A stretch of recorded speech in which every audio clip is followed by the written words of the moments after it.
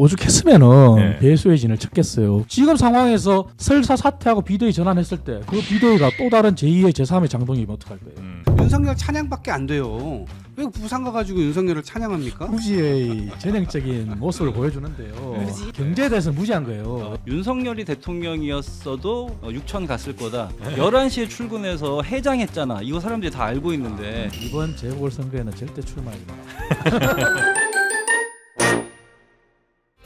한없이 가벼운 시사 토크쇼 장르만 여의도 3월 9일 월요일 순서 시작하겠습니다. 반갑습니다. 정영진이고요. 뭐 댓글에도 많이 올려주고 계신데 그렇습니다. 우리 주식시장이 또 한번 크게 출렁거리고 있습니다. 코스피는 5,130선 정도 내려왔고요. 한 8% 넘게 빠졌고 코스닥도 8% 가까이 빠지면서 한 1,060선 정도로 지금 내려왔습니다. 정프로 멘탈을 걱정해 주신 분들 굉장히 많은데요. 정프로는 아직 괜찮습니다. 버틸만 합니다. 2000대 생각해야죠. 네. 네, 5130. 또 이렇게 어려워지면 다시 또 좋아지는 순간이 오겠죠라고 생각을 하면서 저는 괜찮고요. 다만 이제 기름값이 또 상당히 걱정입니다. 물론 이제 두 개가 또 같이 연동이 좀 돼 있겠습니다만 지금 국제유가 또 우리나라 주유소에서 직접 피부로 느끼실 만한 기름값도 너무 많이 지금 오르고 있는 그런 상황입니다. 자, 이런 경제적 상황들 포함해서 정치권 뉴스들 바로 전해드리도록 하겠습니다. 함께 이야기 나눠주실 더불어민주당 이동학 전 최고위원님 어서 오시고요. 반갑습니다. 네, 반갑습니다. 주유 언제 하셨죠 마지막으로? 전 차가 없습니다. 그렇죠. 이럴 때 위너입니다. 네, 축하드립니다. 지하철이 아주 좋습니다. 네. 자, 그리고 국민의힘 하남을 이창근 당협위원장님 어서 오십시오. 네, 안녕하세요. 네, 반갑습니다. 주식 하세요? 조금 합니다. 조금 하세요? 네. 어떻게 지금 상황은 별로 안 좋으시고? 뭐 걱정 안 합니다. 아, 그렇습니까? 오늘 여유가 있는 분들은 더 사셔야 됩니다. 경제학과 교수님이시네요. 아, 그러세요? 경제학과 교수님들이 투자 수익률 별로 안 좋죠? 네. 너무 많이 하시니까. 케이스 바이 케이스. 사람에 따라서. 아니, 얼굴에서 미소가 떠나진 않아요. 아, 그래요? 네. 약간 그냥 놔버리신 건 아니죠? 그럼요. 예. 저는 믿고 있습니다. 믿고 있습니다. 자, 그리고 조국혁신당 박병원 선임 대변인님 어서 오십시오. 네, 안녕하십니까. 네. 토요일 날 마지막으로 주유했습니다. 이미 올라 있더군요. 토요일이요? 네. 한 1,950원? 예, 2,000원에서 2원 모자랐습니다. 아, 1,198원. 네. 네. 비싼 데서 하셨네. 진짜 비싸. 경유였습니다. 경유. 경유가 특히 더 올랐잖아요. 네. 네. 깜짝 놀랐습니다. 네. 경유차 운전하신 분들 옛날엔 경유가 휘발유 훨씬 반값이었는데 맞습니다. 지금 역전됐죠. 네. 지금은 예. 경유가 더 비싸고. 그것 때문에 샀는데 그런 차들 그죠? 맞아요. 자, 그 경유 차주분들 진짜 요즘 스트레스 많이 받으실 것 같고요. 하여튼 기름값 얘기 잠깐 좀 하고 넘어갈까요? 예, 우리 신영 기자님 어서 오십시오. 안녕하십니까. 네, 반갑습니다. 네.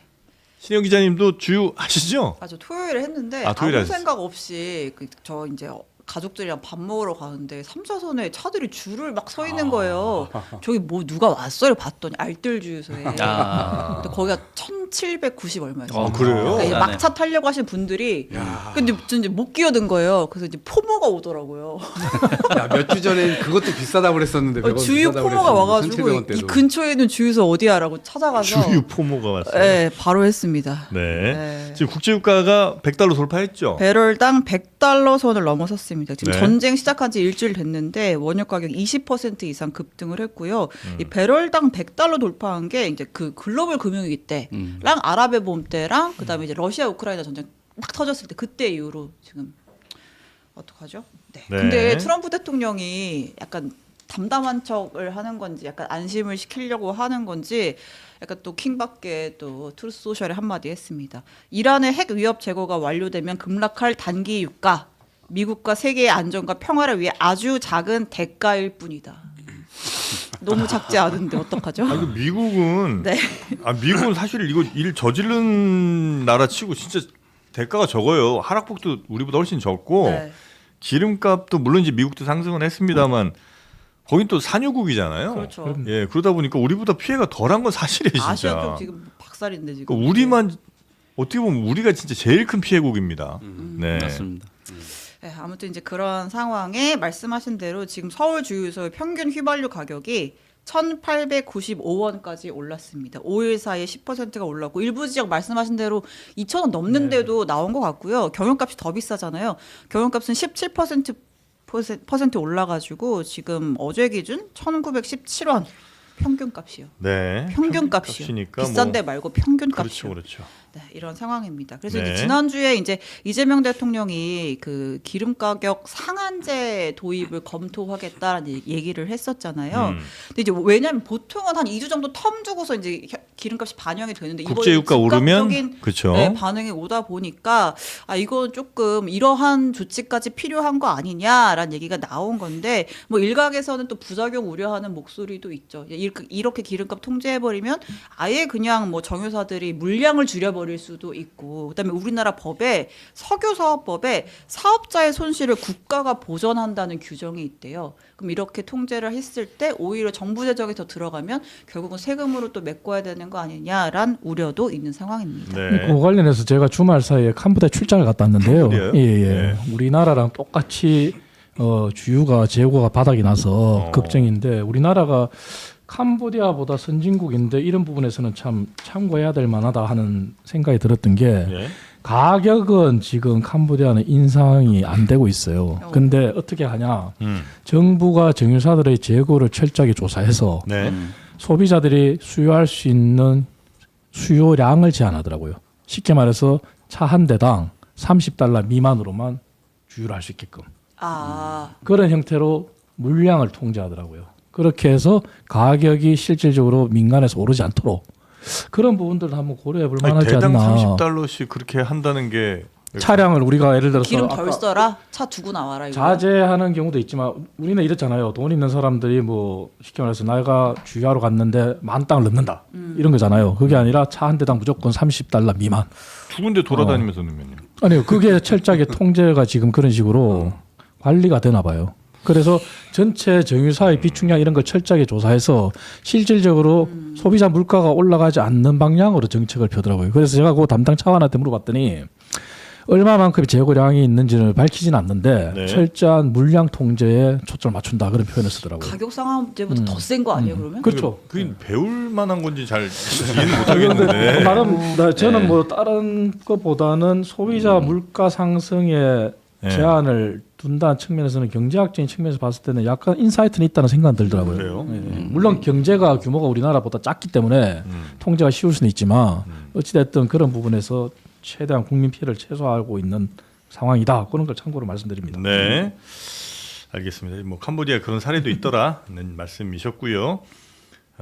뭐 우리는 아직 뭐 비축량이 그렇게 부족하진 않은 상황이라고는 합니다. 물론 이제 이게 얼마나 장기화되느냐에 따라서 이제 좀 다를 수는 있겠습니다만 아직까지는 뭐 그런 상황은 아닌 것 같긴 한데 정유사가 좀 지나치게 빨리 올린 거 아닌가 하는 그런 비판은 분명히 좀 나오고 그렇죠. 있고요. 예. 그러니까 주유소들은 실제로 남는 돈이 막 많아진 게 아니라 정유사들이 이제 급하게 많이 가격을 올렸다는 거잖아요. 근데 이거는 뭐 어쨌든 핑퐁을 할 수도 있는 것이기 때문에 네. 정부에서는 시장에 좋은 시그널을 주는 게 중요하다. 그래서 강훈식 비서실장이 뭐 UAE에서 600만 배를 갖고 온다라고 이제까지 얘기를 했는데 사실 그거는 비축분으로 따지면 얼마 안 되는 분량이에요. 네. 전체로 따지면 한 208일 정도 비축 분량이 있다는 것이고 어쨌든 이거를 차제에 뭐 이게 수입산 뭐 다변화라든가 아니면 그 루트 같은 걸 개척해 가지고 실제로 이것이 수급에 문제가 없게 하겠다라고 네. 하는 시그널은 정부에서 계속 발표가 되고 있는 우리 저 상황입니다. 이창근 당협위원장은 국민의힘 소속이십니다. 지금 진보당이냐고 자꾸 물어봐가지고 네, 국민의힘 소속.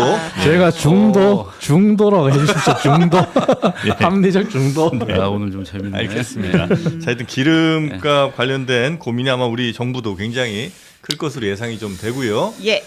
자, 다음 뉴스 한번 넘어가 볼까요? 국민의힘 지방선거 어떻게 치를지 정말 걱정이 됩니다. 어제까지 후보 그러니까 공천 신청 공모를 받았거든요. 네. 근데 이제 뭐 지역별로 편차가 일단 되게 크고 그 중에서 이제 제일 중요한 데가 사실 서울이잖아요. 현역 시장인 오세훈 시장이 공천 신청을 끝내 하지 않았습니다. 원래 첫 마감 시간이 저녁 6시였어요. 근데 오세훈 신청서가 안 들어오니까 당에서 어라 했겠죠. 그래서 뭐 서류할 것도 많고 온라인 절차가 복잡하죠. 여러분 10시까지 늘려드릴게요라고 했는데도 오세훈 시장이 끝내 공천 신청서를 쓰지 않았습니다. 공지를 냈는데요. 당 노선 정상화라는 선결 과제를 풀어낼 때 패배의 길을 승리의 길로 바꿀 수 있다. 그러니까 쉽게 말해서 윤 어게인과 절연하지 않으면 내가 출마하는 게 무슨 의미가 있겠느냐. 안 나간다. 이렇게 선언을 한 거예요. 그래요? 예. 그 정도로 강하게 지금 뭔가 메시지를 보내고 있는 것 같은데 사실 지금 이 상황에서 나와도 매우 어렵겠다 이런 판단을 아마 또 한 거 아닌가 싶기도 한국이죠. 하고요. 예. 네. 지금 서울시장 그럼 국민의힘은 지금 현재까지 후보 등록 한 분들만 가는 거예요? 그거는 당에서 결정할 일이죠. 오세훈 시장이 오죽했으면은 네. 배수의 진을 쳤겠어요. 그것은 뭐냐면은 그 전부터 얘기를 했어요. 일관되게 장동혁 지도부가 더 이상 지도력을 리더십을 잃었다. 그리고 처음에 한동훈 전 대표를 제명했을 때 당이 광장으로 나가야 되는데 좁은 골목길로 가기 때문에 네. 사퇴해라 얘기를 했어요. 근데 지방선거 앞두고 끝까지 지도부가 버텼잖아요. 네. 그렇다면은 윤석열 전 대통령 1심 선고 후에 마지막 기회다. 선거를 앞두고 장수를 교체 못한다면은 당의 노선을 바꿔라. 국민의힘이 민주화와 산업화를 다 아우르는 그런 공당인데 지금은 특정 정치인의 특정 노선이 돼버렸잖아요. 이건 당이 아니다. 이게 어떻게 공당이냐. 그래서 그런 요구를 했는데 그것을 여전히 버티고 받아들이지 않잖아요. 그렇다면 마지막 배수의 진으로 정말 당을 살리기 위해서라도 이렇게밖에 할 수가 없는 거죠. 근데 오늘 의총이 사실 분기점이에요. 네. 의총을 하고 나서도 변화가 없다. 네. 그리고 당 중앙당의 공천 심사위원장을 맡고 있는 이정연 전 대표도 만약에 그냥 그대로 이대로 간다 네. 하면 당은 자멸의 길이죠. 자멸의 그래요? 길이고 자멸의 길로 갔을 때는 여기에 대한 선거 이후에 책임 있는 사람들은 정말 응당한 책임을 져야 돼요. 예. 일단 군복은 뭐 갈아입은 것 같고요. 야상은 벗겠다. 야상은 예. 벗었고요. 예. 와, 근데 좀 더 일찍 만약에 이런 정도의 강한 어떤 메시지를 낼 정도면 좀 더 일찍 시작했었어야 되는 건 아닌가 하는 생각이 들기도 하고요. 계속 꾸준히 했었는데 지난번에 당에 지금 오세훈 시장도 현역 시장이지만 당의 의총을 참여할 수 있는 권한은 없어요. 자격도 안 주고. 뭐 네. 그렇겠죠. 그래서 당의 대안과 미래라고 하는 25명의 소장파 의원들이 의총을 소집을 했잖아요. 예. 근데 그때 의총 어떻게 됐습니까? 장동혁 지도부가 딴 얘기하다가 그냥 의총 끝나버렸잖아요. 네. 안 먹히는 거예요. 네. 그래서 계속 그런 요구를 끊임없이 물밑에서 던졌어요. 포기했잖아요. 그래서 대한개미를. 근데 오세훈 시장 끝까지 했죠. 그리고 주호영 의장도 지금 현재 부의장도 네. 주자잖아요. 주호영 부의장조차도 그러잖아요. 장동혁이 내가 원내대표할 때 대변인이었어. 내가 얘기하던데 따라오지 않더라. 그래서 포기해버렸다. 지금 이런 상황이에요. 근데 그럼에도 불구하고 끝까지 할 수 있는 건 해야 된다. 이런 거죠. 근데 여기서 만약에 조금 더 나가면 오세훈 시장 징계 대상자가 될 수 있습니다. 아하. 그래서 좀 당원들의 어떤 자유의지의 총합으로 만들어진 당 대표의 행태에 대해서 자꾸 비판하고 네. 당에 도움이 안 되는 행동들을 하면 징계 대상자가 될 수 있고 장동혁 대표 입장에서는 오세훈 시장에게 오물을 뒤집어 씌워가지고 선거에서 정원호 후보가 될지 누가 될지 모르겠지만 누군가에게 패배하는 그림을 그려줘야 다음 당권이 윤어게인파가 그대로 유지할 수 있다고 생각할 겁니다. 한동훈은 일단 쳐냈기 때문에 오세훈까지만 쳐내면 실제로 윤어게인의 완성이에요. 아. 이정현 공관위원장은 그러니까 오세훈이 나와서 지면 네. 오세훈한테 책임 바로 은퇴죠.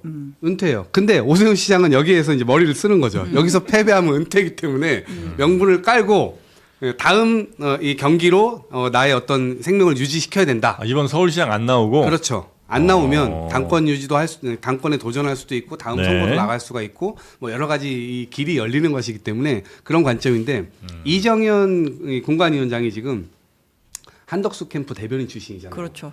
당시에 한밤에 쿠데타가 일어났죠. 후보 네. 교체 시도가 있었고 거기에 그때 그 대변인을 했었잖아요. 근데 이분이 오늘 입장을 냈어요. 당의 공관위의 이 입장이나 이런 것들 그 틀을 이 헝클어뜨리려고 하는 시도는 용납하지 않겠다. 그러니까 지원하지 않았으니까 그걸로 끝 땡 이렇게 했어요. 아마 전 추가 등록을 할 수 있는 기회가 주어지거나 그럴 가능성이 없지 않을까요? 안 그러면 이정현 공관위원장이 사퇴해야 되는데. 이제 이동학 전 최고의 어떤 그러한 그림도 뭐 나름 생각할 수 있어요. 하지만 중요한 건 이거죠. 만약에 그 시나리오를 가지고 장동혁 대표가 계속 진행했다. 그렇다면 한간에 떠도는 얘기가 사실인 거예요. 뭐냐? 내가 다음 대선 후보 나가야 되는데 나의 정적들, 나의 경쟁자들은 조기에 다 정리하고 네. 내가 국민의힘 정말 안방 주인이 떳떳하게 더 되겠다. 그 한간의 얘기가 사실인 거죠. 왜 한동훈 쳐냈죠? 오세훈 이제 쳐내겠다. 네. 그리고 지금 윤리위원장이 사실 배현진 의원의 징계가 사법부에서 제동이 걸렸잖아요. 그럼 사실 윤리위원장 사퇴해야 돼요. 근데 사퇴 안 시키고 그대로 가겠다는 거거든요. 네. 네. 그다음 그런 시나리오라면은 이제는 당원들이 저는 가만히 있으면 안 된다 생각해요. 네. 예. 근데 저도 궁금한 게 지금 뭐 이동학 전 최고님 그 분석을 잘 들었고 정말 그렇다고 약간 이런 생각까지도 듭니다. 그러면 공천 신청 안 하실 수도 있다는 거잖아요. 네. 오세훈 현 시장님이. 예. 그래서 오세훈 시장님이 나름 배수진을 치셨는데 이분은 배수진 칠 때마다 약간 불안하죠. 이분은 배수진 칠 때마다 항상 결과가 안 좋아서 불안한데 저는 그냥 객관적으로 지금 오세훈 시장님의 메시지는 나쁘지 않았다고 생각을 합니다. 국민의힘이 정상화되어야 되지 않느냐라고 지금 이야기를 한 거잖아요. 네. 그럼 그 안에서의 뭐 유리와 분리를 또 생각하는 국민의힘 내부의 문제를 떠나서 이게 국민에게 주는 메시지로서는 나쁘지가 않다. 자, 그러면 지금 이창근 위원장님께서 이게 마지막이다 말씀을 하셨는데 이거를 국민의힘에서 이 메시지를 오세훈 시장의 메시지를 안 받으면 그 다음은 어떻게 되는 거예요? 오히려 그게 궁금하거든요. 그러니까 장동혁 대표가 변하지 않을 네, 때, 변하지 않을 일종에서도 때. 별다른 네. 결론이 없을 때, 네. 그러니까 아까 말씀드렸잖아요. 네. 그렇다고 해서 그냥 그대로 가만히 있을 수는 없죠. 네. 끝까지 싸워야죠. 싸우는데 지금 현재까지 스탠스 정확하게 말씀드리면 이거예요. 오세훈 서울시장이 지방선거를 안 나간다는 메시지는 아니에요.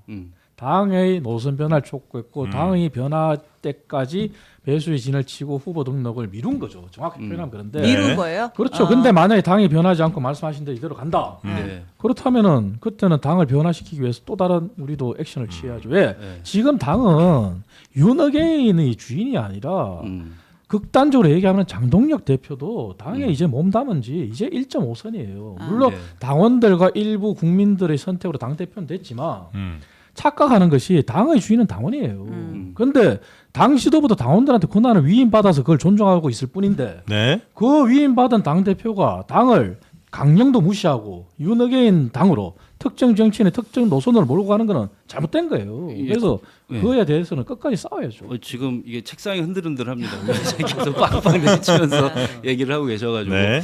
또 동감되는 부분도 꽤 있습니다. 그러면 당원들의 뜻이라고 하는데 사실은 8월 전당대회에서 당원들의 뜻으로 당대표로 선출되신 장동혁 대표거든요. 이 대목에서 두 가지를 국민의힘이 해야 된다라고 생각을 합니다. 첫 번째는 당원들에 대해서 내부에서 조사하셔야 된다고 생각을 합니다.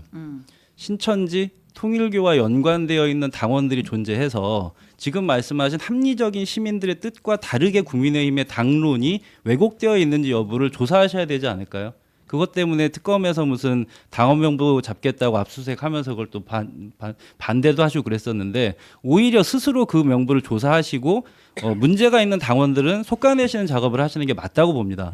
그렇게 해서 실제로 국민의힘에 말씀하시는 지금 1.5선 얼마나 국민의힘의 정통성을 대표한다고 장동혁 대표 이러십니까 말씀하셨는데 일리 있는 말씀이잖아요. 그러면 오랫동안 국민의힘을 지지해왔던 정통적인 국민의힘 지지층은 과연 지금 장동혁 대표 체제를 지지하는 것이냐, 윤석열 내란을 지지했던 것이 그럼 왜곡된 당심이었던 거냐, 여기에 대해서 자정의 목소리를 내실 필요가 있다고 생각을 하고 네. 배수진을 치고 한다면은 그런 부분에 정말 정면 승부를 하셔라. 이동학 최고께서 지난번에도 말씀하시지만 정면 승부를 하는 것 같지만 사실은 정면 승부하는 사람들이 없는 것 같다. 국민의힘 내부에서 이 얘기가 계속 나오고 있거든요.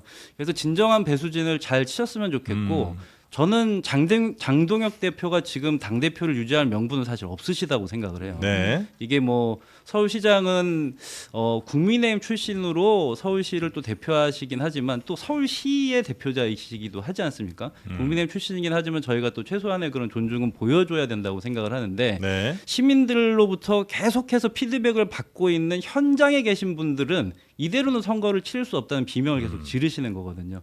제일 센 비명이 나온 겁니다. 서울시장이 이대로는 힘들지 않느냐 얘기를 했는데 대한민국을 대표하는 또 수도에 계신 서울특별시를 지금 책임지고 계시는 자당 출신 시장님의 발언에 대해서 그냥 묵살하고 넘어간다면 그러면 정말로 윤석열처럼 저항하겠다는 거거든요. 아니 근데 그 네. 의지가 없다는 네. 말씀은 저도 여러 차례 국민의힘 분들 네. 나오실 때마다 많이 여쭤봤는데 그러니까 예를 들어서 무슨 저 가게에서 옷값 깎아달라고 10,000원짜리 뭐 9,000원 주세요 했는데 사장이 안 줘. 그러면 한두 번 더 얘기하다가 아님 가든지 아님 10,000원을 내든지 해야 되는데 계속 10번 20번 9,000원으로 주세요 이것만 하고 있으면 사실 그 사람은 옷 살 의지가 없는 사람인 거잖아요. 맞습니다. 그 부분 조금만 죄송합니다. 여기까지만 말씀. 왜냐면 장동혁 대표가 그때 그럼 다 걸고 한번 해보시든지 할 때 아무도 안 네. 걸었죠. 한번 걸어봅시다 그래. 이렇게 한 것도 아니고.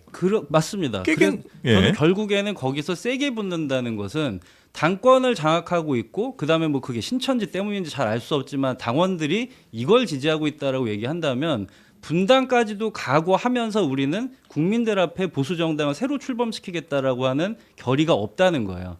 그러면 사실은 현재 당을 가지고 선거를 치르는 것과 그야말로 들판에서 선거를 치르는 게 어렵죠, 사실은. 왜냐하면 돈이라고 하는 실질적인 문제도 있고 여러 가지 있겠습니다만 진짜로 정치인들이 얘기하는 지지자들을 믿고 국민을 보고 정치를 한다고 하면 지금의 모습은 일정한 합리성을 보여주기도 하지만 어떤 면에서는 약간의 기회주의도 남아있다. 그렇기 때문에 힘이 실리지 않다고 생각을 하거든요. 네. 그 부분에 대해서 오히려 말씀을 좀 주셔야 될 것 같습니다. 저는 조국혁신당이 국민의힘을 걱정해 주시는 거는 그런 건 알겠는데 조국혁신당이 국민의힘을 가지고 그렇게 신천지 통일교까지 나가는 거는 적절하지 않다고 얘기하고요. 왜 조국혁신당은 당명에서 알 수 있듯이 조국의 단일 정당이잖아요. 조국의 그냥 1인 정당이잖아요. 근데 정당이란 건 그래요. 물론 국민의힘이 과거 한나라당 시절부터 본다면 그 사이에 당명이 거의 9차례 바뀌었어요. 9차례 바뀐 과정을 겪고 있는데 그 얘기는 뭐냐. 일반화의 오류를 범하시는 말씀을 하셨는데 장동혁 대표가 선출된 당시에도 보면 결선 투표까지 가서 장동혁 대표가 선출이 됐어요. 그래서 민주주의는 표결에서 한 표라도 이기면 이기는 거예요. 근데 그때의 표 분포도 보면 결국은 5.5 대 4.5로 졌어요.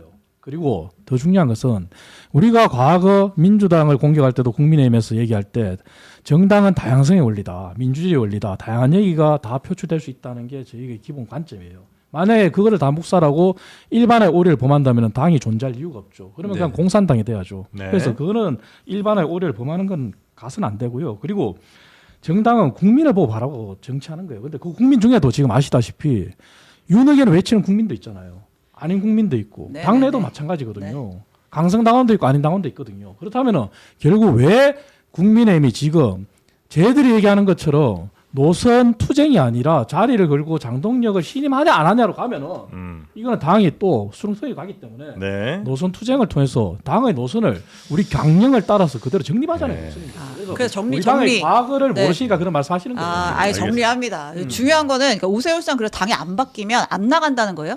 아니면 이제 어떻게든 나간다는 거예요? 지금 현재 스테이터스는 당의 변화를 기다리고 미룬 상태라는 걸 말씀드리는 거고 무한정 미룰 수는 없을 것이고. 당의 대답이 오늘 좀 나오겠죠. 네. 나오면 저희도 거기에 따라서 또 판단하시겠죠. 네. 네. 현재 상황까지만 말씀드릴 수 있는 거죠. 근데 중요한 거는 저는 지금 현재 어느 누구도 상상을 못했던 윤상현, 윤핵관 중에 윤핵관이었고 친윤이었잖아요. 네. 그 윤상현 의원 입에서 얼마 전부터 절연이 얘기 나왔잖아요. 네. 그리고 오늘 나온 얘기가 이제는 영남 자민련이 아니라 TK 자민련이냐 얘기 나왔잖아요. 네. 저 이러한 목소리가 분출되면은 네. 의총에서 분명히 무슨 변화가 있을 거라고 네. 생각해요. 근데 그 변화라고 하는 게 그러니까 어느 수준까지 해야 변화해? 제가 볼 때는 장동혁 대표 사퇴하지 않는 이상 당에 변화가 있다고 보기 어려울 것 같거든요.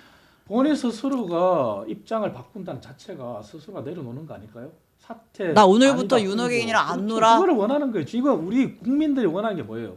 윤석열 전 대통령과 김건희 씨에 대한 절연이잖아요. 네. 그리고 비상계엄 내란에 대한 사과잖아요. 아, 이거 근데 그 불가능하죠. 사과를 예를 들어서 그거 어떻게 해, 그거를. 1심 선고 나온 직후라든지 올해 네. 뭐 신년 기자회견을 그때는 이제 그 정도의 메시지만 가지고서도 아 근데 국민의힘이 노선 변화를 하는구나라는 메시지가 국민들한테 와닿을 수 있을 것 같은데 이미 봤잖아요. 여태까지 어떻게 당을 끌어왔는지 그 윤호경의 상징이 장동혁 대표인 건데 그 자리를 지키고 있는데 당이 뭔가 말만으로 변했다라고 그러면 이제 그래 절연한다고 하니까 나 후보 등록할게 이렇게 되는 거예요? 아니 본인이 네. 얘기 드렸잖아요. 본인이 견지한 입장을 180도로 바꾸는 자체가 그 자체가 본인의 자리를 떠나서 본인 스스로가 더 이상 리더십을 발휘 못한 상황 오지 않을까요? 이제 아니, 그래서 본인- 네. 지금 본인이 사퇴로 끝나는 부분보다 네. 당의 노선이 이렇게 해서 바뀐다고 한다면은 그 다음에 우리가 생각할 수 있는 시나리오가 여러 가지겠죠. 그래서 지금 우리 신 기자님 말씀하신 방향대로 그러면 그런 논리는 과거의 프로토콜이에요. 예. 그냥 후보 사퇴 아니 예. 대표 사퇴하고 비대위 전환하고 이런 상황인데 지금 상황에서 설사 사퇴하고 비대위 전환했을 때 그 비대위가 또 다른 제2의 제3의 장동혁이면 어떡할 거예요? 그건 아니거든요. 그러니까 지금까지 이대- 계속 그렇게 예, 왔단 당이 말이에요. 이렇게 당이. 가면 오세훈 시장은 이제 출마 안 하는 거라고 생각하면 돼요. 그거는 제가 말씀드렸잖아요. 아니 이제 제가 이거 지금 이 상황에서 그렇게 자 몰고 가시면 안 되고 네, 알겠습니다. 지금 알겠습니다. 중요한 건 위험해. 당의 노선이에요. 노선. 오케이, 오케이. 정말 근데 노선이에요. 네. 제가 볼 때 오세훈 시장이 그 카드를 갖고 있질 않아요. 출마할 수 있냐 없냐 이 카드를 갖고 있지 않습니다. 본인에게 없다. 왜냐면 이미 지금 장동혁 시기는 때 지났어. 시기는 지났어. 장동혁 때 오세훈 지금 구도로 사람들이 보는데 그 구도가 아니고요. 지금 여기에 이정현이라고 하는 사람이 그 구도 가운데 끼어들었단 말이에요. 그래서 이제 공천 이 관리에 정확하게 이 체계를 지키지 않은 후보들에 대해서는 앞으로 일절 제2의 기회는 없다. 네. 이렇게 지금 입장을 얘기했단 말이에요. 네. 처음에 군복 입고 나왔을 때는 그 단호함을 보여주기 위한 것이었고 군복을 비록 벗었다 할지라도 그 단호함은 이분이 유지를 하실 거란 말이에요. 그런 차원에서 다시 뭐 이게 노선이 바뀌면 내가 다시 해볼게 이게 이제 이런 기회는 없을 것 같고 장동혁은 이미 군복을 안 입었지만 이정현이라는 군복을 입어버린 상태이기 때문에 네. 이미 방탄 역할을 이정현이 해줄 거다. 그리고 근데 고성- 지금 네. 추가 후보 안 안 됩니다. 받으면 선거 네. 못 치러요. 어떻게 치러요? 아, 그러니까네. 제가 지금 등록하신 분들은 아니. 폄하하는 건 아닌데 아니 서울시장 후보군의 현역 의원, 현역 지자체장이 한 명도 없는 상황이잖아요. 물론 그러니까- 저희 좀 이따 뭐 윤희숙 의원도 모시고 할 건데 아니 경기는 빵명이에요. 어떻게 선거예요? 명이나 두 명이 충남도. 등록했어요. 두 명이. 아니 현역 기준, 아, 현역 기준, 빵이죠. 양양자 전 최고, 이제 함진규 전 의원이 어. 등록은 하는데 네. 그러니까 이런 거예요. 지금 공관위에서 네. 한국 시리즈 형이니 뭐 복면광 가왕이 없어졌어. 네, 이렇게 뭐 주장하는 자체도 네. 네. 말이 안 되는 거예요. 네. 왜냐하면은 선수가 없는데 그런 걸 백날 주장하면 뭐예요. 예. 그리고 이대로 만약에 우리 이노화 최고 얘기처럼 중단하고 클로징 한다. 그리고 여기서 공천 심사를 하겠다. 네. 그러면 뭐 당이 이대로 선거 치르겠죠. 치르는데 과연 국민들이 뭐라고 평가할까요? 아, 그리고 여기 현직 언론인도 계시지만 이미 그렇게 된 순간 오늘 아침 모든 조간의 사슬이 어떻게 됐습니까? 국민의힘으로부터 다 등을 돌리잖아요. 이런 상황을 지금 모르는 게 윤어게인, 친윤, 윤핵관 이 세력들만 모르는 거예요.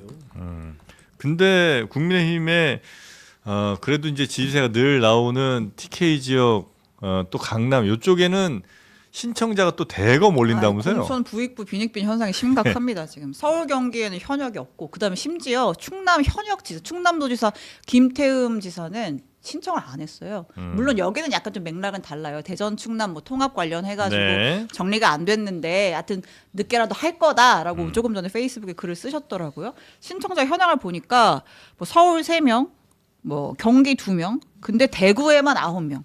여기 현역 의원 러쉬입니다. 유영아, 윤재욱, 주호영, 최은석, 추경호. 현역 의원 5에 이진숙 전 방통위원장, 홍석준 전 의원 등등등 9명이고 TK에도 현역 이철우 지사, 이미자 의원, 김재원 최고 등등등해서 6명. 강남구청장은 광역은 아니지만 여긴 15명 신청했더라고요. 그러니까 될 때만 나간다. 그러니까 이게 노선 투쟁 맞나 하는 그러니까 생각도 서울시장도 들어요. 결국은 나경원 안 나가죠. 신동욱 안 나가죠. 안철수 안 나가죠. 저는 강남도 자신 못한다고 생각해요. 이대로 만약에 당이 간다면 모습 변화 없이 대구도 저는 자신할 수 없어요. 속내를 말씀하셨네. 그게 정말 냉정한 민심의 현장이에요. 근데 강남 될 것 같아서 15명 몰렸다? 15명 몰려서 후보는 선정되겠죠. 하지만 본선에서 과연 당이 이 노선을 가지고 갔을 때 과연 될까? 저는 강남도 쉽지 않다고 봐요. 요거 저희도 이제 말씀을 주셨는데 글쎄 저희가 당을 떠나가지고 민심은 정리돼 있다는 느낌이 들어요. 봄에 사퇴해야 될 두 사람이 나와 있다고 생각을 합니다. 장동혁 대표 사퇴하셔야죠. 조희대 대법원장 사퇴하셔야죠. 예, 두 가지는 이제 민심이 정리돼 있다라고 생각을 하고 네. 장동혁 대표님 노선에 대해서 노선 투쟁이라고 말씀을 하시는데 이게 노선이 되어서도 안 되죠. 윤석열의 내란을 옹호하는 게 노선이 되어서는 안 되고 지금 메시지를 장동혁 대표님의 메시지를 잘 들어보면 뭐냐 하면은 윤석열 피고인과 함께 이 재판 결과 모두를 부정하면서 만에 하나 정치 변동에 따라서 2030년 혹은 그 이후에 다시 우리가 주장한 이 주장을 옹호하는 세력이 집권하는 경우에 대한민국을 다시 뒤집겠다라고 하는 메시지를 계속 내고 있는 거거든요. 이 잠재적인 민주주의의 위협을 저희는 없애야 된다고 생각을 하고 국민의힘의 정치인들 중에서 이거를 이제 결단해 주셔야 된다 이렇게 생각을 합니다. 네. 근데 오세훈 국민의 시장 관련 진짜 마지막 질문. 또 뭐예요? 여러 옵션 중에 네. 저는 장동혁 대표가 안 바뀔 것 같거든요. 오늘 의총에서 또 그냥 네. 최근에 잠수 타고 있잖아요. 배현진 의원 징계 가처분 인용된 다음에 모든 일정이 당대표 일정이 지금 선거 앞두고 다 통상 일정밖에 없는 예. 상황인데 아무 말 안 하고 있으면 그럼 결국은 변화가 없다라는 답이 오면 무소속으로라도 나가요? 아니면 불출마를 해요? 그 둘 중에서 뭐가 더 무게추가 있어요? 제가 지금 결정할 수 없고 저희도 고민을 해야 되겠죠. 네. 고민을 해야 되는 건데 현재 상황은 어쨌든 당의 변화, 당의 내의 아이. 노선 변화를 지켜보겠다는 네, 거예요. 그런 옵션도 열려 있고. 알겠습니다. 네. 자, 그리고 한동훈 네. 이 예. 와중에 한동훈 전 대표도 대표. 부산을 쭉 돌았습니다. 뭐 나름 사람들이 꽤 많이 왔어요. 그래서 이제 뭐 구포시장에서 뭐 지금 보시는 것처럼 뭐 연단에 올라서 막 연설도 하고 그랬었는데 지금 중요한 거는 보수의 재건이다. 윤어게인 한줌 당권파가 국민의힘을 이끌고 있는데 지금은 보수를 재건해야 할 때다 이렇게 목소리를 높였습니다. 이 연설했던 구포시장이 부산 북구거든요. 거기가 이제 전재수 장관 지역구니까 이제 이번에 부산시장 후보로 나오면 여기가 재보궐 지역이에요. 그래서 그걸 뭐 노리고 여기서 한 거 아니냐라는 얘기도 있었는데 어쨌든 뭐 본인의 출마 지역에 대해서는 지금 뭐 못 박지는 않고 있는 상황입니다. 네. 근데 여기에서 또 한 이야기가 굉장히 또 화제가 되고 있죠. 윤석열이 계속했어도 코스피는 6천 갔다. 네, 이거 들어볼게요. 네.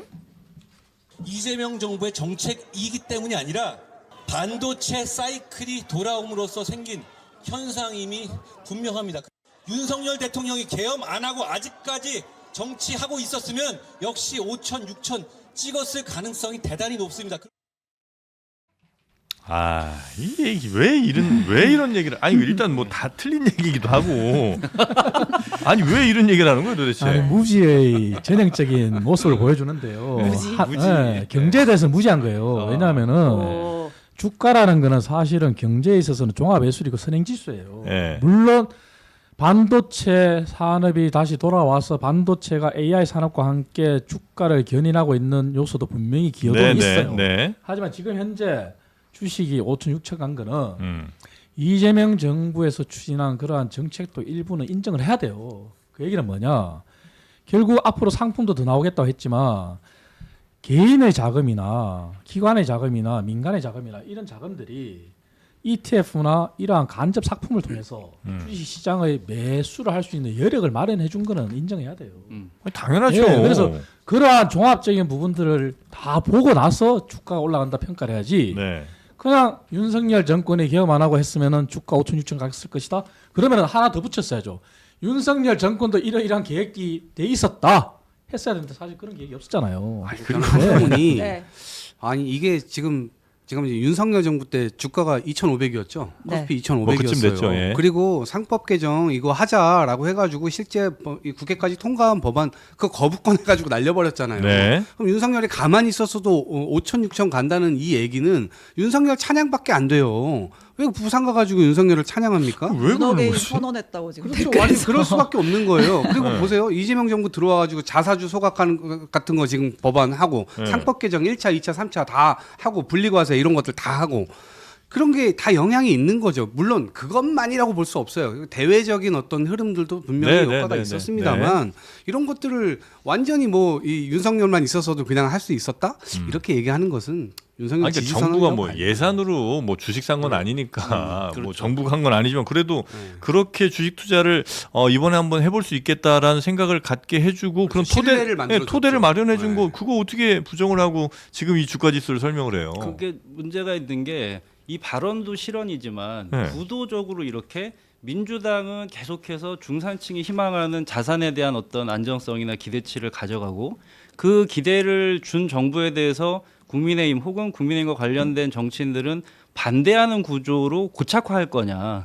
오히려 곤란하신 거 아니에요? 그러면 이제 거기에 만까지 갈 수 있는 보관 있는데 이렇게 하셨어야죠라고 비판하는 것도 아니고 네. 그런 게 아니라면은 지금 정부가 나름대로 잘하셨네요라고 해야 되고 그리고 오늘 뭐 말씀 들어보니까 또 이제 경제에 관련돼서 공부도 많이 하신 분 같은데 실질적으로 자산가들이 부동산보다 주식으로 하는 것이 이득이 될 것 같다고 생각하니까 옮겨간 측면이 있거든요. 네. 그것 때문에 꽤 많은 돈이 지금 주식시장으로 몰렸고 그런 성과에 대해서 윤석열이 대통령이었어도 6천 갔을 거다. 거기에서 이미 심리적으로 사람들이 터지는 거거든요. 11시에 출근해서 해장했잖아. 이거 사람들이 다 알고 있는데 예, 거기 뭘 한 거냐. 이제 이렇게 얘기하는 거에서 오히려 한동훈 전 대표에게도 적절하지 않은 발언이었다. 예, 이 이거 생각을 왜 합니다. 이 얘기를 했을까가 좀 너무 궁금합니다. 그러니까 국민의힘에도 저 같은 네. 사람도 있고요. 그래서 인정할 거 인정해야 된다 저는 얘기하잖아요. 그리고 네, 지금 예. 제가 이재명 정부에 바랄 게 있다면은 네. 물론 지금 중동 전쟁 때문에 네. 주가 또 요동치고는 있어요. 하지만 지금 이재명 정부에서 일부 주식 시장으로 자본이 유입될 수 있는 정책을 편 것도 사실이고 앞으로 또 개인들한테 더 많은 세제 혜택을 주는 상품을 준비하고 있는 것도 제가 알고 있고 네. 한데 더 중요한 거는 기업들의 실적이 뒷받침되면은 네. 사실 주식은 더 오를 수 있어요. 그래서 이재명 대통령이 처음 취임 때 창업이나 기업 활동이 자유로운 나라 네. 그렇게 해서 규제가 없는 나라 그렇게 만들겠다고 했잖아요. 네. 거기에 더 주력했으면 좋겠어요. 근데 민주당 내부를 봤을 때는 민주당 내부도 사실은 국민의힘이 바로 서지 못해가지고 네. 부각이 안 됐는데 네. 사실 정청래 대표 체제에서는 이재명 대통령이 오죽 답답했으면 두 번씩이나 네. 입법 속도가 뭐 늦다 그 얘기는 이랬잖아요. 했었죠. 네, 예. 그래서 그러한 이재명 대통령의 어떤 성공을 위해서 저는 기업이 더 네. 실적을 낼 수 있게끔 그러니까 도와줬으면 좋겠어요. 실적이 나오면 네. 주가가 가는 게 원래 정상인데 미국 기업들 다 그렇잖아요. 근데 우리는 그게 안 됐었던 거잖아요. 그동안. 맞아요. 실적은 나왔는데 주가는 왜 안 가? 네. 뭐 기업들이 뭐 총수들이 자기네 주가 누르고 앉았고 뭐 이런 일들이 이제 있다 보니까 그렇게 못 간 거였는데 그걸 이제 없애버리는 과정 중에 지금 있는 거잖아요. 그렇죠. 네. 실적도 일부 기업만 나왔었죠 사실은. 근데 지금 현재 다양한 낙수 효과로 인해서 삼성전자가 사실 올해 매출이 500조를 넘게 예측하잖아요. 그 얘기는 대한민국 GDP가 2,500조예요. 삼성전자 단일 기업으로 대한민국 경제의 5분의 1이라는 얘기고 삼성전자 연결된 기업까지 포함하면은 삼성전자와 연계된 기업들이 대한민국 경제의 절반을 차지한다고 해도 과언이 아니에요. 그래서 그러한 어떤 부분도 있기 때문에 삼성전자 외에 더 많은 그러한 기업들이 실적을 낼 수 있게끔 규제를 완화하는데 저는 앞장서달라는 얘기고 그리고 우리 앵커님 말씀하신 대로 이재명 정부가 또 자본이 유입되게끔 하는 조치들은 저도 인정한다 하잖아요. 그래서 네네. 그러한 인정하는 부분을 인정하고 더 많은 활동을 할 수 있게끔 우리가 도와줘야 돼요. 그러니까 한동훈이 했던 발언 중에 네. 그 반도체가 모든 걸 다 쌍끌했다, 끌어올렸다. 그것이 굉장히 큰 역할을 했다라고 얘기하는 거기에 대해서는 공감대가 있지만 실제로는 그러냐? 이제 골드만삭스 자료를 보면 실제로 요즘 이- 골드만삭스 자료도 봐요. 자료 봅니다. 네. 근데 보세요. 삼성전자, 아니, 하이닉스, 관심이 많아지셨네. 삼성전자, 하이닉스 외에도 네. 인공지능 관련된 11개사 네. 이걸 다 빼고도 주가 4,700이라는 거예요. 아. 그러니까 이미 그것도 영향이 있지만 네. 실제 그걸 빼더라도 어느 정도는 효과가 있었다는 아니, 거죠. 금융주도 경제적인 많이 효과가 올랐고, 네, 있었다. 그렇죠. 네, 현대차도 많이 올랐고. 네. 네. 요거 조금만 더 아직 요 주식과 관련된 싸움은 제가 보기에는 이제 시작인 것 같아요. 시작. 싸움할 게 뭐 있어요? 아니 이런 거죠. 그 국민의힘에서도 뭐 지지한다 이렇게 얘기하셨지만 네. 한동훈 전 대표 뭐 코스피 6천만과 약간 비아냥 하신 거는 이건 비판받을 발언이고. 네. 근데 국민의힘이 정상화된다면 이제 대립돼서 붙을 내용이 뭐냐면 지금까지 주가가 저평가된 것 중에 소위 대기업 오너분들이 주식을 올릴 이해가 없었던 부분이 이제 싸움이 붙어줘야 된다고 생각을 합니다. 아, 예, 네네네네. 그래서 그런 부분이 그래서 이 더 주식을 많이 가지고 있는 사람들의 이해를 위해서 상법과 제도가 개선돼야 되고 지금까지의 관행들이 이제 비판받아야죠. 대표적으로 이제 뭡니까 이제 두산 로보틱스 같이 그 상장 과정에서 기존 주식들 주주들의 이해를 해할 수 있는 그런 행동들이 이제 금지돼야 된다라고 하는 여러 네네네. 가지들이 펼쳐져야 되고 네. 그 국면에서 국민의힘은 어떤 정책을 지지할 거냐, 민주당이나 조국혁신당은 어떤 정책을 지지할 거냐가 오히려 그 국면에서 선명하게 대립될 거라고 네. 봅니다. 지금 한동훈 대표의 발언은 실언이셨죠. 예. 아니 근데 한동훈 대표는 자기 말 틀린 거 없다고 다시 또 SNS 올렸던데. 네. 와 이거 참 고집이 대단한 것 같습니다. 민주당이랑 고집이 거의 조국당이 이정영이랑 비슷한 긁혔다 나한테 이렇게 페이스북에 요거 네. 관련돼서 한 가지만 더 말씀드리면 네. 그 주식 발언도 발언이지만 이게 부산 가서 정치 행보 중에 있으신 네. 발언이었잖아요. 근데 오세훈 서울시장님과 사실은 같은 맥락입니다. 그럼 한동훈 대표님께서는 신당 창당을 하신다는 걸까요? 모르겠어요. 결단을 안 하시니까 이게 네. 뭐 평행선을 달리는 과정인 것 같습니다. 아유, 네. 하여튼 한동훈 전 대표의 요 발언까지 소개를 좀 네, 해드렸고요. 이제 여권으로 넘어가 네. 보겠습니다. 지금 민주당 강두구 의원이랑 조국혁신당 조국 대표가 또 붙게 생겼습니다. 아, 그래요? 네. 지난 6일에 네. 그 조국 대표가 그 저희 같이 했었던 장윤선 기자의 취재 편의점 프로그램 출연을 해가지고 예. 지난 그 합당 갈등에 대한 이제 소회를 막 풀어가는 아, 과정이었어요. 근데 이제 본인이 좀 섭섭한 게 있었는지 이제 이원주 의원, 강두구 의원 두 의원은 이제 실명을 거론을 하면서 민주당에서 이렇게 반발이 클 줄 몰랐다면서 약간 유감 표명을 했어요. 이제 그러면서 그 강두구 의원의 지역구인 경기 안양 만안구 를 딱 콕 집어 얘기를 하면서 네. 거기에 우리 의원 신장식 의원 사무실이 있죠. 라고 하면서 거기 나갈 수 있습니다. 이런 취지로 얘기를 했어요. 잠깐 들어볼게요. 네. 또 뭐 강덕구 최고위원 지역구에 신장식 의원이 그 안양에 사무실이 있거든요. 예. 그러면 이제 민주당 당원 포함해서 국민들이 강덕구 의원과 신장식 의원 중에 선택해야 하는 일이 벌어지는 거죠. 네. 그 지금 뭐 아무도 알 수가 없고 이 문제는 오히려 민주당에 달려 있다라고 봅니다. 네. 저는 연대건 통합이건 간에 정치에서 모든 것은 다 할 수 있는데 네. 상대에 대한 존중과 예의는 꼭 필요하다라고 생각합니다. 우리 당에 대한 네. 존중, 예의 이런 게 잘 안 보이면 신장식 의원이 민주당 후보가 출마하는 지역에 지역에 우리 우리 의원 후보들 낼 거야. 보낸다. 그 이제 기억을 돌이켜 보면 강덕구 의원이 그때 한번 페이스북에 그 바로 비싹하긴 했지만 홍익표 민정수석 만났습니다. 합당에 대한 이재명 대통령의 뜻은 이러이러이러합니다라고 이제 일종의 메시지 전달하는 것처럼 했다가 이제 한번 사단이 났다 이제 지우는 예. 그런 일이 있었잖아요. 근데 어쨌든 이제 거기에 담긴 대통령의 뜻은 지방선거 이후에 합당하자는 내용이었으니까 결국은 이제 합당 무산의 어떤 근거가 된 거잖아요. 근데 거기에 대해서 이제 조국 대표가 약간의 뭐 앙금이 좀 있었던 것 같고 이제 방송에서 이렇게 딱 찍어서 얘기를 하고 나니까 강덕구 의원이 잠을 못 잃었나 봐요. 또 SNS에 또 글을 올렸습니다. 네. 그 조국 대표의 메시지 사실상 나한테 좌표 찍은 것처럼 들렸습니다. 아. 내가 동지라는 마음으로 구치소에 면회도 가고 사면 요청 운동도 하고 했었는데 이제 배신감이 좀 들었나 봐요. 그러면서 옹졸하게 정치하지 마십시오. 당 의원 내보내지 말고 조국 대표 직접 우리 지역구 나와서 나랑 붙읍시다라고 썼습니다. 네. 조국 네. 대표는 이 당 합당이 무산된 게 굉장히 큰 상처예요.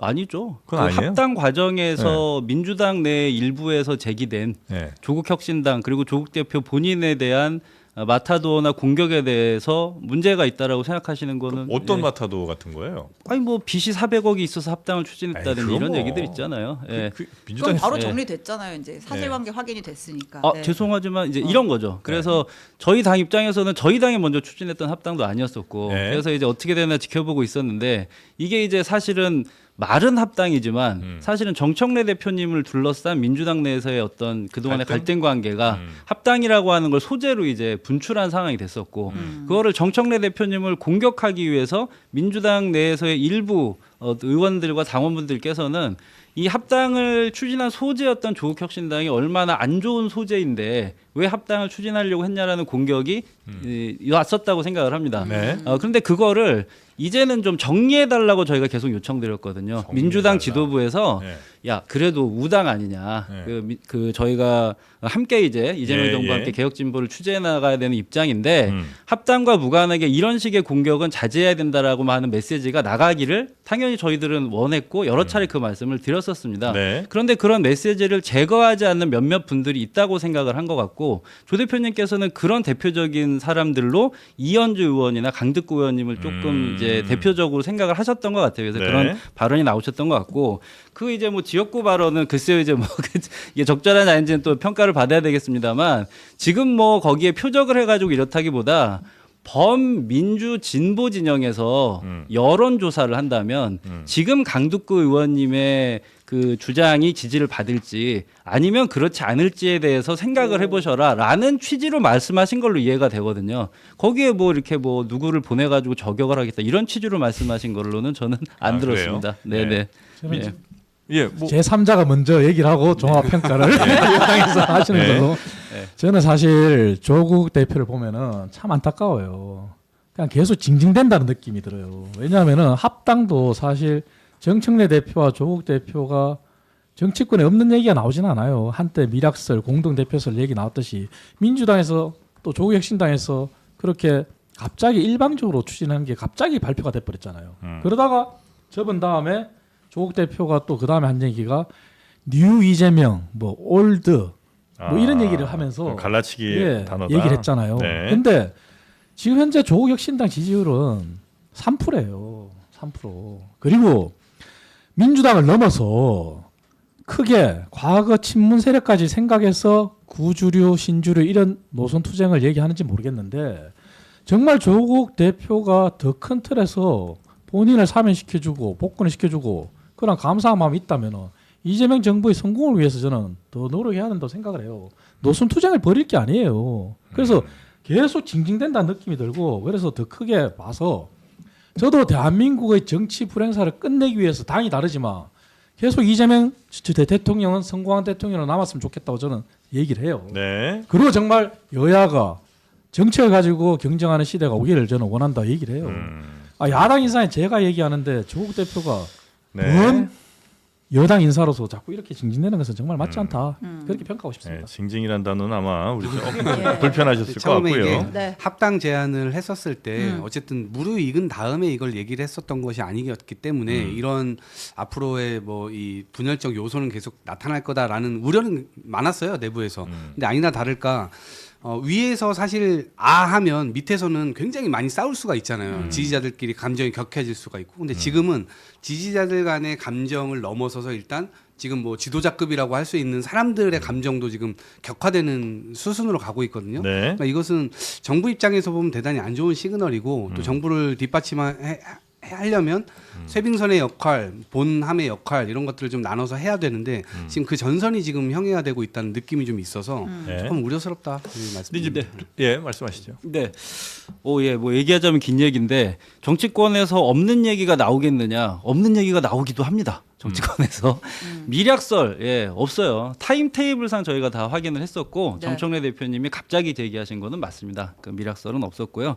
그 전에 있었던 사람들이 얘기하는 미략설의 근거라고 하는 거는 따로 하지 말고 그냥 합치면 어때? 라고 하는 덕담 수준의 얘기들이 요구한 것이 사전 뭐 무슨 미락이 있었다로 그렇게 확대되는 건 좀 아닌 것 같습니다. 그다음에 이재명 정부의 성공을 바라는 마음. 조국혁신당은 이번 작년 대선에서 저희 당의 대선 후보가 이재명 후보였었거든요. 공동 선번을 꾸렸고 지금도 저희 당이 배출한 대통령이라고 생각을 합니다. 물론 이제 당적이 다르지만 네. 조국 대표님께서 여러 번 말씀하신 것이고 그래서 저희가 이 발언이 나온 근원은 뭐냐면 2주 전에 저희가 이 자리에서도 말씀을 드렸지만 이 사건의 본질은 지방선거를 둘러싼 민주당 내에서의 공천권을 둘러싼 갈등이라고 하는 측면이 존재한다고 생각을 합니다. 여기 뭐 이거는 제 개인적인 의견이겠습니다만 정청래 대표께서 두 가지 때문에 계속 이게 누적되어 왔죠 갈등이. 첫 번째는 1인 1표제였었고요. 두 번째는 공천 가산점에 내란에 공이 큰 사람에게 가산점을 준다고 하는 요건 때문이었습니다. 네. 이런 추상적인 요건으로 정청래 대표에게 가까운 사람에게만 뭔가 객관화되지 않는 가산점이 가는 것 아니냐라고 하는 우려가 있어 왔었고 그런 것들이 이제 폭발된 것이라고 생각을 하거든요. 저는 그래서 계속 말씀드리는 게 정청래 대표가 당 운영을 하는 데 있어서 비민주적이라면 해당 비민주성을 가지고 막바로 토론을 하면 된다고 생각을 하는 겁니다. 근데 그게 아니라 정청래 대표를 비판하기 위해서 조국혁신당과의 합당을 추진한 정청래는 잘못됐어라고 하는 과정에서 이 논란이 이제는 커지다가 뉴 이재명이냐 아니냐 이런 논란까지 가 있는데 이래서는 안 된다라는 얘기를 하는 거고요. 네. 그 조국 대표님도 그런 취지에서 말씀을 하신 겁니다. 요 이야기를 마무리하면서 말씀을 드리자면 지금 저희가 오늘도 뭐 저희 몇 사람 얘기를 하고 있습니다만 범여권 지지자들은 이걸 다 예민하게 보고 있습니다. 네. 꼭 오늘 방송이 아니더라도 여러 가지 입체적으로 보고 계시고 그게 일정하게 반영된 게 지난주에 갤럽에서 나왔던 여론조사였어요. 갤럽 여론조사에서 뭐 차기 대권 지지도라는 형식을 띠기는 했지만 그 이전의 조사랑 많이 차이가 있었던 게 뭐냐면은 네. 호남 지역에서의 저희 당 지지율이 많이 높아졌습니다. 아, 그래요? 네. 아. 이게 무엇이냐면 네. 민주당이 이재명 대통령님을 보좌하기 위해서 여러 가지 정책들 잘 입안하고 준비해야 되는데 이게 지금 뭐 하고 있는 거냐라고 요거 하는 하나만 좀 여쭤볼게요. 그 네. 조국혁신당에서 볼 네. 때는 뉴 이재명 현상이 네. 반갑지 않은 현상이에요? 그렇지는 않죠. 왜냐하면 네. 원래의 의미에서 약간 달라졌다라고 생각을 합니다. 예. 원래 만이라고 하는 것은 누가 정의하느냐에 따라서 굉장한 네. 권력이 될 수 있는 것이고 네. 원래의 뉴 이재명 현상은 초기에는 민주당을 중심으로 해서만 지지를 받던 이재명이라고 하는 정치인이 이제는 중도적이고 어떤 네. 의미에서는 우익에 있었던 사람들까지도 포괄하는 외연 확장을 가져왔다라는 긍정적인 의미로 사용되었습니다. 네. 그런데 지금 합당 국면을 거치면서는 그 의미를 다른 의미로 의도적으로 유포하는 사람들이 생겨나고 있죠. 어떤 그 의미를 네. 그 뭐랄까요, 정파적인 개파적인 민주당의 개파를 그 언급하면서 네. 이건 어느 개파는 이제 지지를 못 받는다는 식으로 정무적으로 오히려 언어를 오염시켰다고 저는 생각을 하거든요. 그 부분에 대해서는 또 여러 평론가님들께서도 이제 한번 저는 의견을 들어보고 싶습니다. 뭐 예. 모르겠어요. 그러니까 호남 지역에서 지지율이 이렇게 올라갈 수도 있다 보지만 저는 제대로 그냥 경쟁했으면 좋겠어요. 호남 지역에서는 시민들의 입장에서는 선택지가 넓어져서 좋고 정치 서비스가 더 좋아질 수밖에 없도록 만드는 환경을 만들어가는 것이 굉장히 중요하다라고 보고 그런 에너지가 결국은 대통령한테 가는 거기 때문에 꼭 호남에서 민주당이나 조국혁신당이나 이렇게 할 필요는 없을 것 같다라는 네. 생각이 들고 어쨌든 조국 대표 역시도 제가 볼 땐 발언이나 이런 게 좀 상대방을 긁히게 만들면 그 사람이 또 긁혀서 그 발언을 하잖아요. 그러니까 그게 결국 꼬리에 꼬리를 물고 누구에게 도움이 되는가 이거를 생각해 보셔야 될 것 같아요. 왜냐면 과거에도 송가혁 발언 이거 제가 볼 때 너무 나간 발언이라고 봤거든요. 네. 근데 지금 이것도 아예 거명을 해서 이렇게 하셨잖아요. 그러니까 그 측면에서 발언을 하게 되면 또 발언을 하게 되고 결국 이게 서로 지도자끼리 뭐 리더끼리 긁히게 되면 결국 그 하부로 내려가면 상당한 이 골이 깊어져서 나중에는 어떻게 할 수 없는 예. 상황이 된다. 저는 그걸 조심해야 이동학 된다. 최고의 말에 동의를 드리고 네. 일세가 없네. 예. 먼저 대변인- 말씀하시죠. 대변인님 말씀을 네. 들으니까 네. 저는 더 확신이 드는 게 네.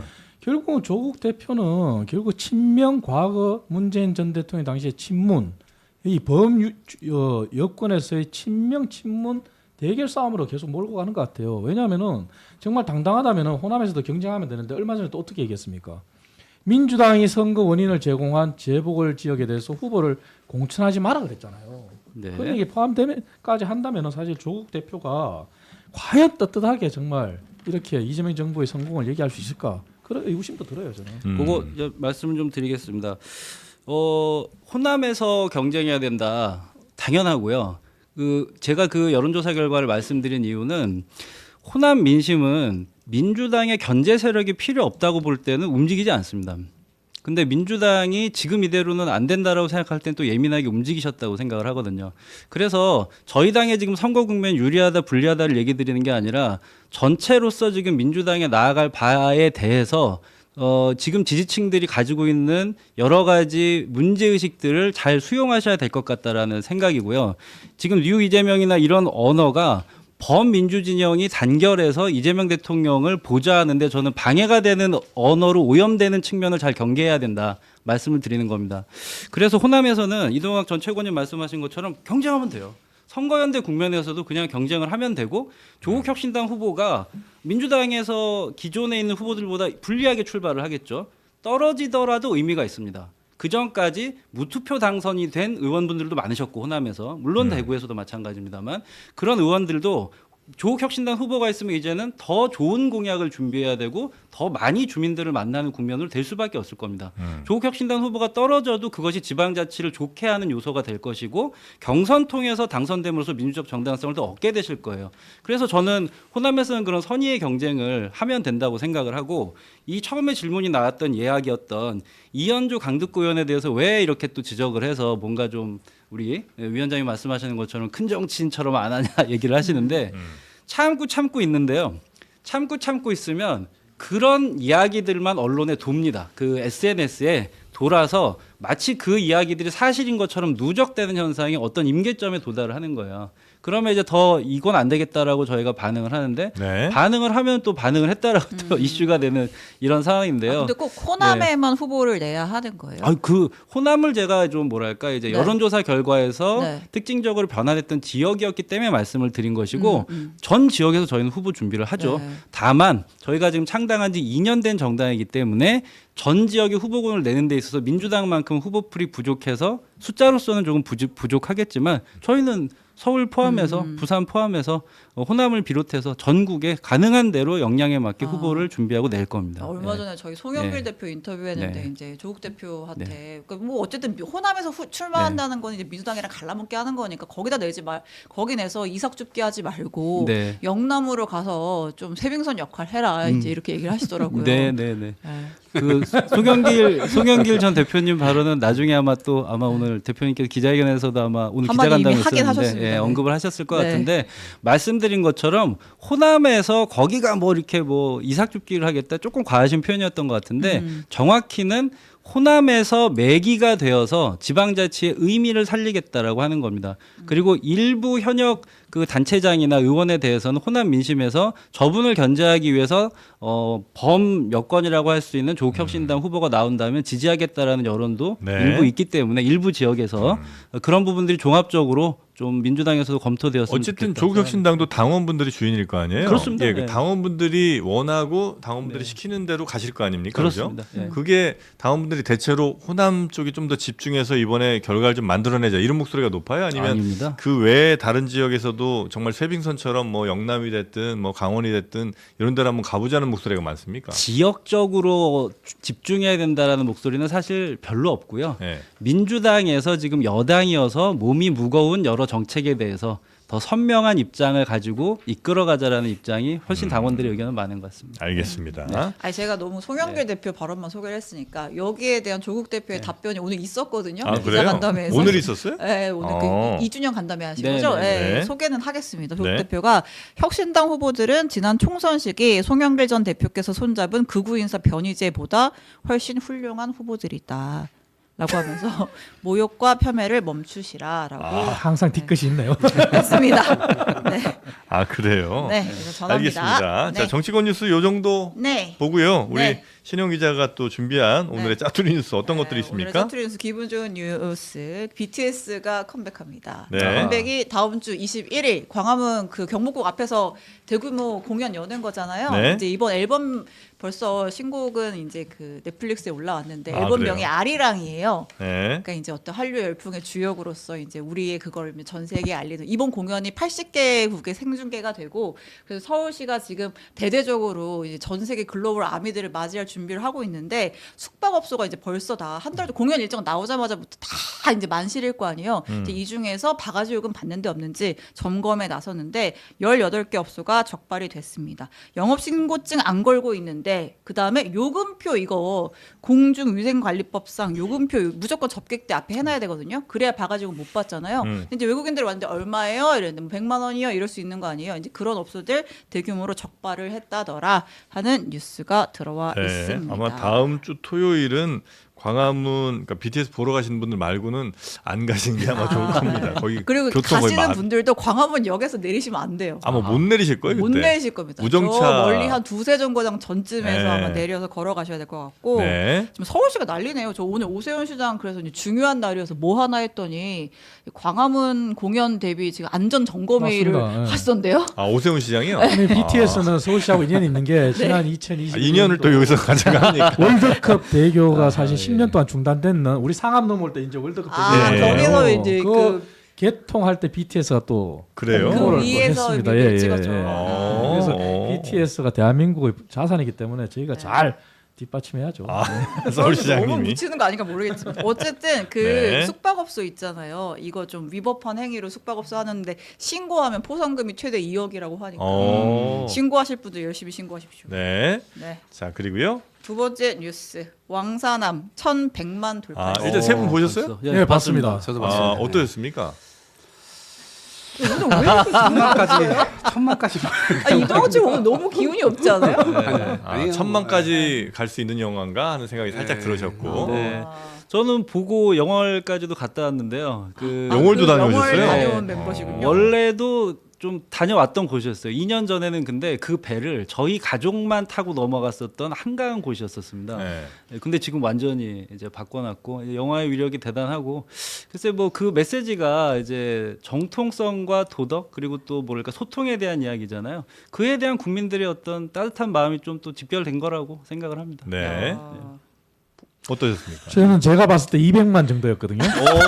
근데 저는 그때 볼 때 이거 1000만 가겠다 생각이 들었어요. 아. 네? 정말 감각이 있으시네. 정말 200만이었는데 1000만 가겠다 이 생각이 들었는데 왜냐하면 물론 역사적인 배경을 토대로 연기자들의 어떤 연기 그다음에 작가의 어떤 조금 상상력도 가미됐지만 사실 우리가 몰랐었잖아요. 역사 시간에 뭐 여기 계신 분들이 국사 시간에 다 기억하실지 모르겠는데 단종호가 이미 폐위된 짧은 임기의 왕으로만 기억하는데 그게 나중에 약 150년 정도 지난 이후에 왕으로 다시 복직이 됐고 단종이 됐죠. 했다는 그런 것까지는 사실 기억이 나지 않았거든요. 네. 그런데 영화에서 그런 것을 마지막에 보면서 네.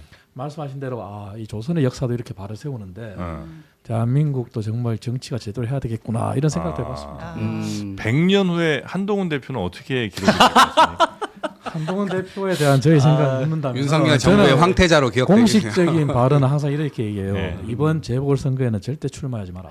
아하하. 알겠습니다. 네, 그 장릉이 그 영월에 있잖아요. 네. 근데 한번 좀 가보실 만합니다. 이게 보통 왕의 릉은 저 멀리서 이렇게 동그란 봉분이 있는 것만 보이잖아요. 네. 근데 이건 엄흥도가 그 단종을 메고 올라가다가 내려놓은 그 자리에 묘를 설치한 거잖아요. 그래서 그 동선이 요렇게 해서 어몽도가 올라갔을 수밖에 없는 그 동선을 따라서 탐방로가 되어 있어요. 그리고 저희가 평소에는 볼 수 없는 그 능, 봉분 바로 앞까지 갈 수 있거든요. 그래서 뭔가 그때 그 수습을 했던 어몽도의 숨결을 좀 느껴볼 수 있는 공간이기도 해서 한번 네. 가볼 만한 공간인 것 오늘 같습니다. 가장 밝은 네. 모습 지금. 네. 단종. 영화평론 쪽으로. 예. 저희 엄마도 다녀오셨다고 하시더라고요. 어머니들이 좋아하십니다 거기. 전 재밌게 봤는데 그 처음에 호랑이 등장할 때 그건 좀, 너무 그건 좀. 네. 하고 이제 번개 빡 번쩍 천둥번개 네. 막 칠 때. 아 그래요. 네. 네 거기까지 했지만, 하겠습니다. 아무튼 장항준 감독이 네. 천만 공약으로 뭐 내가 천만 되면 성형 수술하고 개명하고 막 그 선상 요트 파티 하겠다고 했잖아요. 근데 이제 어떻게 하실 거예요? 했더니 뭐 우리 다 약속 지키고 사는 사람 있습니까? 아 정치하셔야 되겠네. 이렇게 해야 됩니다. 네. 알겠습니다. 장항준 감독 축하드리고요. 네. 배우님들도 모두 수고 많으셨고 종프로 보셨어요? 저도 보긴 봤습니다. 어떠셨어요? 저는 장항준 감독을 좋아합니다. 네, 여기까지만 하겠습니다. 알겠습니다. 네. 오늘 잡투리 여기까지만 할까요? 하나 더 네. 하셔야지. 하나 더 해요? 시간 예. 될까요? 예. 아니 그 3월 들어서 다 이란 전쟁 터질 줄 모르고 이제 움직이신 분들인데 개미들의 비투가 급증하고 있습니다. 3월 1, 2, 3, 4, 5라고 해봤자 우리 3월 1일, 2일은 어차피 쉬었잖아요. 네네. 3, 4, 5 영업일 기준 마이너스 통장 잔액 추이가 1조 3천억 원이 늘었습니다. 3일 동안 하루에 4천억씩 땡긴 거예요. 아이고야. 네, 그래서 전국 5대 은행 마이너스 통장 잔액이 40조 원을 돌파했다라는 소식입니다. 이거는 두 가지 측면에서 봐야 돼요. 예. 제가 정권사 출신인데 네. 많이 현명해진 거예요. 폭락할 때 들어가야 된다. 그래서 아마 제 기억으로 3월 5일 날 2,500억이 아마 은행에서 정권사 이체가 됐어요. 네. 그래서 현명해진 거죠, 사람들이. 그래요. 근데 비투잖아요, 비투. 그게 옛날에는 네. 주식을 살 때 마이너스 대출 받아서 산 게 아니라 네. 나의 정권회사에 있는 자산을 담보로 네. 신용으로 샀어요. 그러면 그거는 반대 매매가 들어가 버리기 때문에 네. 폭락하면 그냥 다 손실이에요. 네. 근데 이제는 그렇게 안 하고 내가 마이너스 통장 은행의 돈을 대출 받아서 정권사로 넣기 때문에 반대 매매는 없어요. 주식이 설사 빠지더라도 네. 기다릴 수 반대 있으면 매매는 없으면 내 빚은 그대로 남는 거예요. 남는데 내가 이자 부담이 가능하면 계속 기다릴 수 있는 거죠. 옛날에는 그렇게 하지 않고 정권사에서 그냥 신용을 일으킨 거예요. 저 약간 요건 좀 반대인데, 그러니까 부자들이 쓰는 레버리지란 단어랑 예를 들면 청년 투자자들이 쓴 레버리지란 단어는 뜻은 똑같을 수 있으나 둘이 전혀 다르다. 그러니까 위기 상황에 못 버티는 그러니까 상황이 이 생기고. 부자들의 레버리지는 그러니까 여러 포트폴리오 가운데 하나로 내가 플러스 알파의 수익을 추구할 때 요건 이제 잠깐 쓰는 거거든요.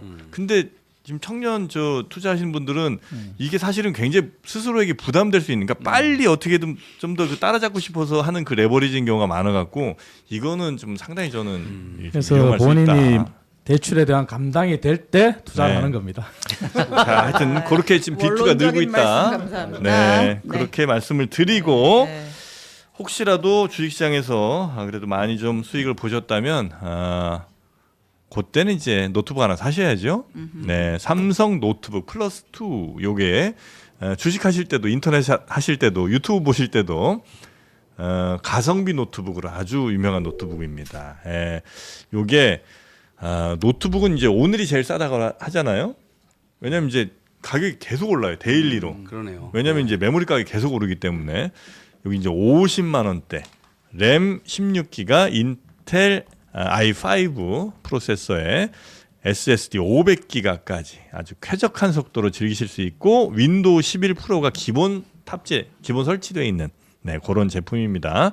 요 화면은 15인치, 15인치 화면으로 넉넉하게 보실 수 있는 요거를 59만 9천 원에 그냥 사셔서 그냥 바로 쓰시면 돼요. 뭐 설치하고 이럴 필요도 없이 바로 쓰실 수 있는 뉴퍼마켓의 삼성 노트북. 지금 구매하시면 5% 할인 쿠폰 그리고 노트북 가방도 사은품으로 드린다고 하니까 지금 영상 아래 더보기 누르시면 바로 링크 따라서 사실 수 있습니다. 지금 보고 계신 핸드폰 화면이 좀 너무 작다, 답답하다 느껴지신다면 크게 보세요. 크게 노트북으로 보시면 요 악플 쓸 때도 훨씬 더 빠르거든요. 스마트폰으로 하려면 이게 답답해. 근데 막 이놈들 뭐 이렇게 악플 쓰시기 전문 노트북. 악플 쓰시기 좋습니다. 그렇게 하시면 되겠습니다. 자, 필요하신 분들 요 링크 따라 들어가시면 되겠고요. 오늘 세 분 함께 해주셨는데 괜찮으셨죠? 네. 네, 알겠습니다. 자, 그러면 세 분 들어가시고 다음 주에 또 뵙도록 하겠습니다. 고맙습니다. 고맙습니다.